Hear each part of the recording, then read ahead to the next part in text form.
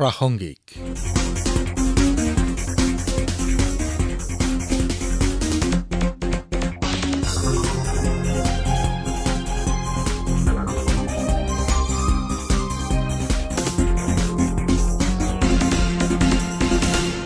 নমস্কাৰ শ্ৰোতাসকল, আজিৰ প্ৰাসংগিকলৈ আপোনালোকক স্বাগতম।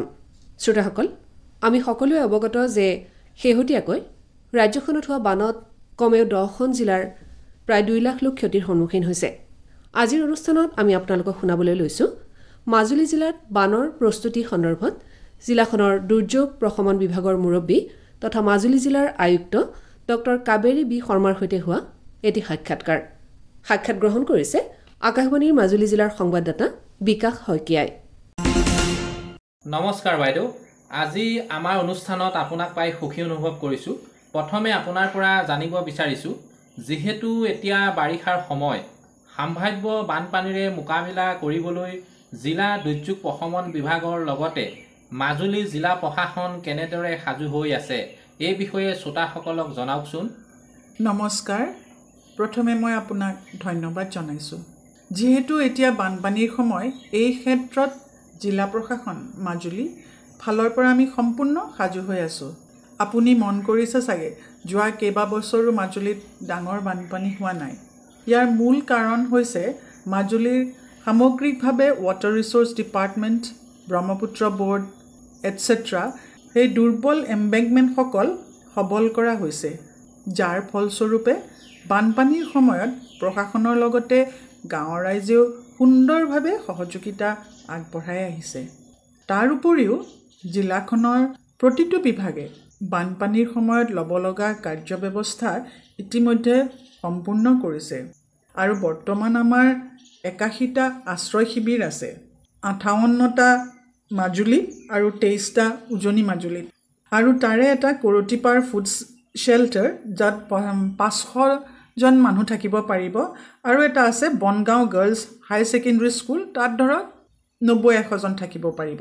এই দুটা হ'ল আমাৰ মডেল ৰিলিফ কেম্প, যিটো ধৰক দুটা চাৰ্কলত আছে। মডেল ৰিলিফ কেম্প হৈছে আপোনাৰ পুৰুষো থাকিব, মহিলাও থাকিব, সৰু ল'ৰা ছোৱালীও থাকিব, কিন্তু আপোনাৰ ৰিলিফ কেম্পটো মহিলাই চলাব, যিটো আমি উইমেন এম্পাৱাৰমেণ্ট বুলি কওঁ। ইয়াৰ উপৰিও 6 বছৰ তলৰ শিশু, গৰ্ভৱতী মহিলা, ছিনিয়ৰ চিটিজেনছ আৰু বিশেষভাৱে সক্ষম লোকৰ তথ্য আমি অলৰেডি গোটাই থৈছোঁ। ইতিমধ্যে বানপীড়িত অঞ্চলসমূহত বান সাহায্য দিবৰ বাবে জিলা প্ৰশাসনৰ ফালৰ পৰা সকলো ধৰণৰ প্ৰস্তুতি ইতিমধ্যে সম্পূৰ্ণ কৰা হৈছে। বান আক্ৰান্ত অঞ্চলসমূহৰ ৰাজচক্ৰ বিষয়াৰ যোগেদি ইতিমধ্যে সজাগতা সভা, মক ড্ৰিল, এৱেৰনেছ প্ৰগ্ৰেম আদি কৰা হৈছে। আমি 6খন স্কুল আৰু কলেজ শ্বেল্টাৰ হিচাপে for pregnant women, persons with fever etcetera, যি ধৰক আপুনি সেই পেণ্ডেমিক বা ক'ভিড লাইক ছিটুৱেশ্যনছ হয়, সেইকাৰণে আমি তেনেকুৱা জেগা ৰাখি থৈছোঁ। আৰু যদিও মই ৱাটাৰ ৰিচোৰ্চ ডিপাৰ্টমেণ্টৰ আমি এতিয়ালৈকে 12টা ভালনাৰেবল লোকেশ্যনছ আমি আইডেণ্টিফাই কৰি ৰাখিছোঁ, আৰু আমি এইটো কনষ্টেণ্ট মনিটৰ কৰি ৰাখিছে আমাৰ এক্সিকিউটিভ মেজিষ্ট্ৰেটছে, যাতে কিবা যদি দুৰ্যোগ দেখে বা কি আমি যাতে ইমিডিয়েটলি গম পাই যাওঁ।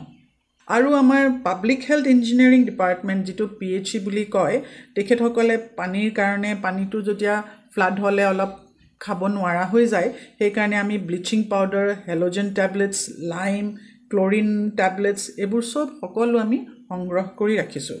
আৰু আমাৰ টোটেল ৰেস্কিউ বোটছ আছে, DDMA ধৰক, য'ত 22জন মানুহ বহিব পাৰে, তাৰে এনেকুৱা এখন আছে।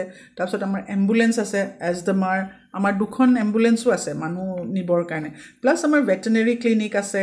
তাৰপিছত আমাৰ ৰাবাৰ বোটছ আছে 14খন, তাৰপিছত লাইফ জেকেটবোৰ ইমাৰ্জেঞ্চিৰ কাৰণে 60জন মান আছে। তাৰপিছত আমাৰ টাৱাৰ লাইটছ আছে 4টা, আৰু ফায়াৰ ইমাৰ্জেঞ্চি ভেহিকলো আছে আপোনাৰ 7টা।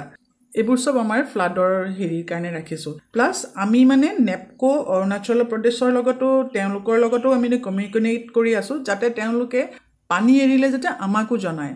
আমাৰ ইয়াত বেছি হেৰি নহয়, তথাপিও আমি জানি থাকিলে আমি সতৰ্ক হৈ থাকিব পাৰোঁ। আৰু ইতিমধ্যে আমাৰ মিটিংছবোৰো ডিষ্ট্ৰিক্ট লেভেল আৰু ৰেভিনিউ চাৰ্কল লেভেলৰ সেই কোঅৰ্ডিনেশ্যন মিটিংবোৰ হৈছে, ধৰক SDRF, NDRF, PRI মেম্বাৰ্ছত, চিভিল ডিফেন্স, NGOs, যাতে আমি সকলোৱে সাজু হৈ থাকিব পাৰোঁ ফ্লাডৰ কাৰণে। মাজুলীৰ মূল ভূমিখণ্ডৰ উপৰিও বহুকেইটা দুৰ্গম চৰ চাপৰিত যিহেতু জনবসতি আছে, বানপানীৰ সময়ত এই চৰ চাপৰিবোৰত জনসাধাৰণৰ হ'ব পৰা বিপদৰ পৰা উদ্ধাৰ আৰু সহায়ৰ কেনেধৰণৰ ব্যৱস্থা আপোনালোকে হাতত লৈছে? আপুনি গম পায় যে মাজুলীৰ ভূখণ্ড অলপ পৃথক হয় বেলেগতকৈ, কাৰণ কিয় আমাৰ ব্ৰহ্মপুত্ৰ নদীখন ওপৰত আৰু আমাৰ মাটিখিনি অলপ তলত। জিলাখনৰ মূল জনবসিত এলেকাৰ উপৰিও বহুকেইটা চৰ চাপৰিও আছে, যাৰ বাবে আমি আগতীয়াকৈ সেই অঞ্চলসমূহত থকা গাঁও বা ওখ ভেটিসমূহ, আমি যিটো ৰেইজ প্লেটফৰ্মছ বুলি কওঁ, সেইবোৰ আমি চাই থৈছোঁ। বিপদৰ সন্মুখীন হ'লে আমি উদ্ধাৰ কাৰ্য চলাব পাৰোঁ আৰু যাতে কেটলবোৰ, গৰু ছাগলী মহবোৰ তাত আমি থ'ব পাৰোঁ। আমি ইতিমধ্যে SDRFও আছে, NDRFও আছে। SDRF আমাৰ মাজুলীতে বেছড আছে, NDRFটো আমাৰ ওচৰৰ জিলাখনত আছে। মই নিজে চৰ চাপৰিত এটা দেখিছোঁ, চাপৰিত যাওঁতে তাত আপুনি 150টামান হাতী, বনৰীয়া হাতী হেৰিত আহিছে। ক'ৰবাত ফ্লাড চাগে অলপ পানী বেছি হৈছে, তেখেতসকলে ইয়াত বিচাৰি আহিছে। দেখা যায় বানপানীৰ সময়ত পশুধনসমূহৰ অনেক বেমাৰ হোৱাৰ লগতে পশুধনসমূহ খাদ্য সংকটতো পৰে। এই ক্ষেত্ৰত আপোনালোকে কেনেধৰণৰ পদক্ষেপ লৈছে? হয়, বৰ্তমান আমাৰ হেল্থ এণ্ড ফেমিলি ৱেলফেয়াৰ আৰু ভেটেনেৰী ডিপাৰ্টমেণ্টৰ লগত আমি বহুত তেখেতসকলৰ লগত কাম কাজ কৰি আছোঁ, যাতে ঔষধ কমি নাযায়। আৰু আমাৰ ভেটেনেৰীৰ পৰাও আমাৰ বহুত মেডিচিনছ অনা হৈছে গুৱাহাটীৰ পৰা চেণ্ট্ৰেলি, আৰু প্লাছ আমাৰ 111টা ৰেইজ প্লেটফৰ্মছ কৰা হৈছে ভেটেনেৰী ডিপাৰ্টমেণ্টে কেটলবিলাকৰ কাৰণে, আৰু 24বিধ মেডিচিনছ আনিছে হেল্থ ডিপাৰ্টমেণ্টে এই বানৰ কাৰণে, আৰু 23বিধ আনিছে ভেটেনেৰী ডিপাৰ্টমেণ্ট, আমি গুৱাহাটী ষ্ট'ৰৰ পৰা আনিছোঁ। আৰু প্লাছ আমি হেল্থ ডিপাৰ্টমেণ্টে 10টা কুইক ৰেছপন্স টিম আমি সেইটো ৰেডি কৰি ৰাখিছোঁ। তাৰ উপৰিও প্ৰত্যেকটো গাঁও পঞ্চায়তৰ কাৰণে আমি এটা পাৰাভেট টিম এটা ভেটেনেৰী ডিপাৰ্টমেণ্টৰ পৰা আমি ৰেডি কৰি ৰাখিছোঁ, তেওঁলোকৰ যাতে একো অসুবিধা নহয়। আৰু এগ্ৰিকালচাৰকো আমি 100 হেক্টৰ এৰিয়া আমি ৰাখি থৈ দিছোঁ, যাতে পিছত কমিউনিটি নাৰ্চাৰী হিচাপে ৰেইজ প্লেটফৰ্মত কৰিব পাৰে। ধন্যবাদ বাইদেউ, ইমান ব্যস্ততাৰ মাজতে এইখিনি সময় আমাক দিয়াৰ বাবে। ধন্যবাদ। প্ৰাসংগিক শুনিলে। আজিৰ অনুষ্ঠানত মাজুলী জিলাত বানৰ সময়ত গ্ৰহণ কৰিবলগীয়া প্ৰস্তুতি সন্দৰ্ভত জিলাখনৰ দুৰ্যোগ প্ৰশমন বিভাগৰ মুৰব্বী তথা মাজুলী জিলাৰ আয়ুক্ত ডক্টৰ কাবেৰী বি শৰ্মাৰ সৈতে হোৱা সাক্ষাৎকাৰটি শুনিলে। সাক্ষাৎ গ্ৰহণ কৰিলে আকাশবাণীৰ মাজুলী জিলাৰ সংবাদদাতা বিকাশ শইকীয়াই। আজিৰ অনুষ্ঠানটোৰ প্ৰযোজনা কৰিলে মানস প্ৰতিম শৰ্মাই, সহযোগিতা আগবঢ়ালে অপূৰ্ব মালিয়ে। আজি প্ৰাসংগিকৰ ইমানতে অন্ত পৰিল। নমস্কাৰ।